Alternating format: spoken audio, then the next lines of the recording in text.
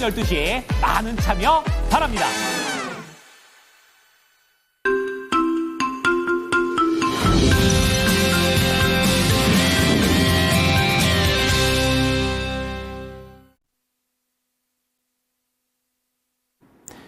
네, 뉴욕 증시는 일제히 상승하면서 계속해서 상승 랠리를 이어가고 있습니다. 하지만 관세에 대한 불확실성 쉽사리 가시지 않고 있는 모습인데요. 오늘 월요일장에서도 이 관련된 내용들 미리 점검해 보시면서 추가적인 소식들도 함께해 보겠습니다.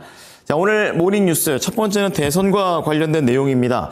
주말 내내 이 야당 쪽에서의 대선 후보 확정 소식이 있었습니다. 이제 그런 가운데 여당에서도 어떠한 인물들이 지금 준비가 하고 있는지 잠룡들과 그리고 실제 4강까지 만들어진 그런 상태인데요. 여기에 또 하나의 변수가 한덕수 대행이 되겠습니다.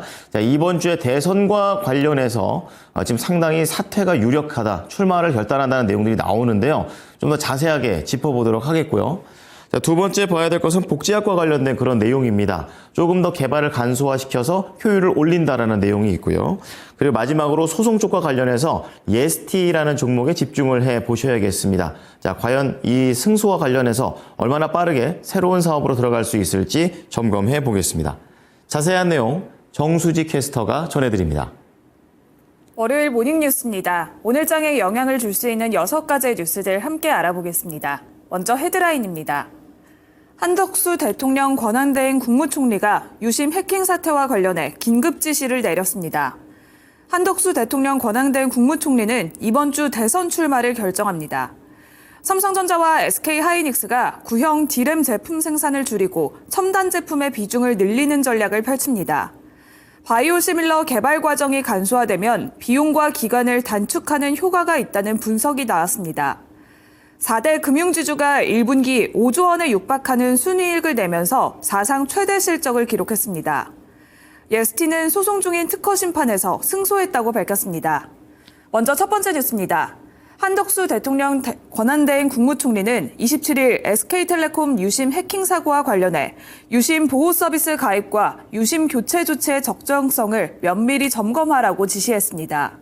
현재 진행 중인 상호 원인을 철저히 분석하고 투명하게 국민들에게 알리는 한편 국가정보원 등 관계부처는 날로 증대되는 사이버 공격에 대비해서 정보보호 체계를 철저히 점검하고 개선하라고 주문했습니다.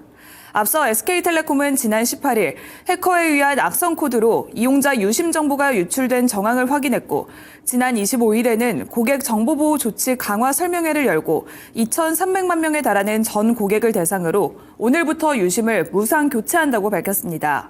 직접적인 유심 교체 수요로 인해서 유심체 업체들과 함께 보안주들도 관련주로 주시해보시면 좋을 것 같습니다. 이어서 두 번째 뉴스입니다. 한덕수 대통령 권한대행 국무총리는 이번 주 대선 출마 여부를 결정합니다. 국무회의 등 남은 업무를 고려하면 30일 사퇴 후 출마 가능성이 높다는 게 정치권의 관측입니다.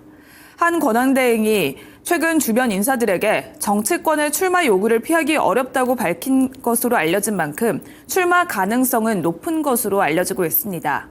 한 권한대행 역시 보수 진영에서 높은 지지를 받고 있는 만큼 단일화률이 유력한 상황인데요. 한덕수 관련주들이 시간을 거래에서는 주목을 받았습니다. 아이스크림 에듀가 관련주로 꼽히면서 4.81% 상승한 4,790원에 마감을 했고요. 시공테크와 대한제당도 1.8%대 상승했습니다. 관련주들도 오늘장의 영향 체크해 보시길 바랍니다. 이어서 세 번째 뉴스입니다. 글로벌 주요 반도체 업체들이 레거시 D램 제품 생산을 줄이고 고사양과 고용량의 첨단 제품의 비중은 늘리는 전략을 펼치고 있습니다. 중국 업체들의 공세로 수익성이 저하된 레거시 시장에서 점차 손을 떼는 한편 돈이 되는 최신 제품에 집중해서 수익성을 확보하겠다는 구상입니다. 삼성전자는 PC와 모바일에 탑재되는 구형 D램 DDR4에 이어서 HBM2E 제품도 단계적인 생산 중단에 돌입했습니다. 대신 앞으로는 HBM3E와 HBM4에 집중한다고 밝혔습니다. 미국 마이크론도 서버용 구형 DDR4의 모듈의 단종 계획을 고객사들에 알렸고 SK하이닉스 역시 DDR4의 생산량을 줄일 것이라고 대만 시장 조사기관인 트렌드포스가 전했습니다. 돈이 되는 최신 제품에 집중하는 반도체 대장주들의 흐름에도 주시해 보시길 바랍니다. 이어서 네 번째 뉴스입니다. 바이오시밀러 개발 과정이 간소화될 경우 미국의 최대 2억 2,500만 달러의 절감 효과와 더불어서 개발 기간도 1년에서 2년 단축될 수 있다는 분석이 나왔습니다. 27일 업계에 따르면 삼성바이오 에피스는 해당 내용을 담은 2025년 2분기 바이오시밀러 시장 보고서를 발간했습니다. 최근 미국과 유럽에서는 계속해서 규제기관이 바이오시밀러 개발 절차를 간소화하고 있는 추세입니다. 국내 바이오 기업도 바이오시밀러 승인 절차가 간소화되면서 수혜를 볼 수 있을 것으로 예측되고 있습니다. 삼성 바이오 에피스와 셀트리온은 미국에서 각각 10종으로 가장 많은 항체 바이오시밀러 허가를 획득했습니다. 프레스티지 바이오파마도 총 15종의 바이오시밀러 파이프라인을 보유하고 있는데요. K시밀러에 대한 기대감과 함께 주가까지 체크해 보시길 바랍니다. 이어서 5번째 뉴스입니다. 국내 4대 금융지주의 올해 1분기 당기 순이익이 5조 원에 육박하면서 역대급 실적을 기록했습니다. 은행의 대출 자산 증가에 힘입어서 이자이익이 1년 새 2천억 원 넘게 늘어난 데다 지난해 1조 원이 넘는 비용으로 인식한 홍콩 H지수 ELS 배상이 올해는 없었기 때문으로 풀이되고 있습니다. 4대 금융지주의 올 1분기 합산 순이익은 4조 9,289억 원으로 지난해 같은 기간과 비교해서 7,074억 원 늘어나 최대 분기 실적을 기록했습니다. 다만 앞으로는 대출 자산 증가에 힘입은 실적 확대가 어렵다는 게 금융업계의 공통된 인식인데요.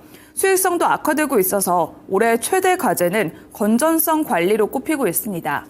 관련주 중에서는 KB금융의 최근 주가 흐름 살펴보도록 하겠습니다. KB금융은 외국인들의 강한 매수세가 지속되면서 12거래일 연속 상승세를 지속하고 있습니다. 이제는 9만 원 선을 다시 한번 목전에 두고 있는 상황인데요. 역대급 실적에 따라서 오늘장의 주가 흐름도 주시해 보시길 바랍니다. 마지막 뉴스입니다. 예스티는 고압 원일리 장비의 잠금 장치와 관련된 HPSP의 특허 관련 심판에서 승소했다고 25일 밝혔습니다. 예스티 장비에 적용한 기술이 HPSP의 특허와 다르다고 판단한 건데요. 심판의 쟁점은 예스티의 고압수소 어닐링 장비의 잠금 장치 구조가 HPSP의 특허를 침해했느냐였습니다. 예스티는 고압 어닐링 장비 시장 진입에 청신호가 켜졌지만 HPSP는 주도하전 시장에서 경쟁 체제를 맞게 됐는데요. 두 관련주들의 주가 흐름까지도 앞으로 주시해 보시면 좋을 것 같습니다. 이상 6가지 모닝뉴스 전해드렸습니다.